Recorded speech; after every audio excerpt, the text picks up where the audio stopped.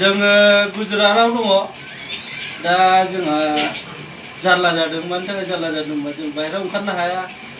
जोङो बाजारफ्रावबो बेरायहैनो हाया ससे थांबानो जोंखौ बुयो सैमा बायदि खालामो दा बेनि थाखाय जों भिडिअ खालामदों अननानै जोंनो आसाम सरकारफ्रा माबा मोनसे सुबिदा होगोन होननानै जों बे भिडिअ खालामनाय जादों दा जोंहा गथ' गथाय दं बिरादनो फेमिलिफोरबो दङ सेंग्रा फरायफुनाय मानसिफोरबो दंमोन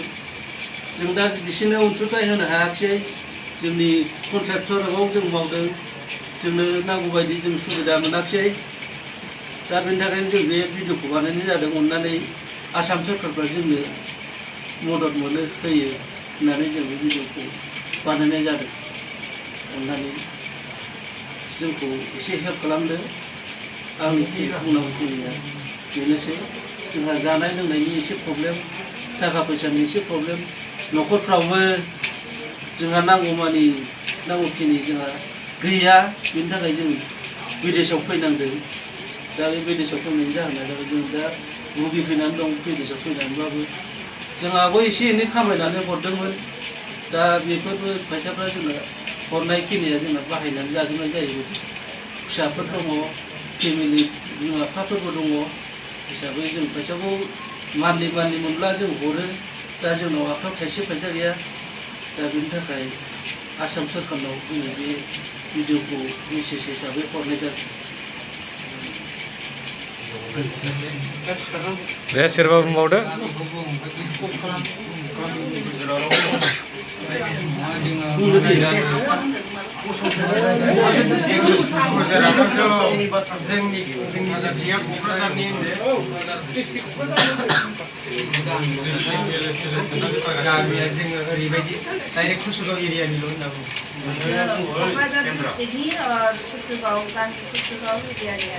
जोङो दा गुजरातआव दंफैयो दा कम्पानिफ्राबो बन्द जाजोब्बाय दा जोंहा दिनैबो उफाय गैला मावनानै जानो थाखाय फिसा फिसौफोरनोबो गाननो जोमनोबो होनो हाला जानाय लोंनायबो होनो हाला लामा ससे थांबानो जोंखौ पुलिसा बुजा बुयो आरो लोगोसे माइरं दैरंनि थाखायबो जोंहा दखान बन्द गासिबो बन्द जाजोब्बाय लामा ससेखौनो थाबायनो हायो बिदि जाबाय आरो दा लांनाय उखैनाय जोंहा जेनिबो जानाय लोंनायनि थाखाय आंखाल जाबाय बेनिखायनो अनोबा जोंखौ आसाम सरकारा जोंखौ अनोबा एसे मदद खालामनो लुबैदों आरो दा जोंहा गामिफ्राव थांनोबो गारि मटर गासिबो बन्द जाजोब्बाय आरो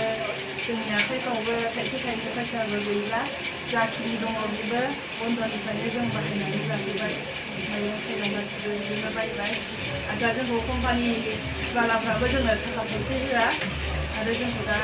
कम्पानिनि कन्ट्रेक्टफ्राबो जोंनो जानो थाखाय मोनसेबो सहाय होआ बेनि थाखायनो बिथांमोनखौ खावलायनाय जादों अनोबा जोंखौ आसाम सरकारा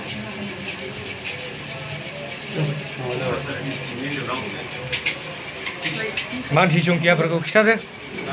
मानसिया खयजन दङ जोङो मानसिफ्रा जोङो 45 जन दं माने 45 जोङो क'क्राझार डिस्ट्रिक्टनि बयबो अननानै हेल्प खालामदो आं बेखौनो आंनि गोसो गोरबोनिफ्राय नोंथांमोनाव गुरैयै खावलायहरबाय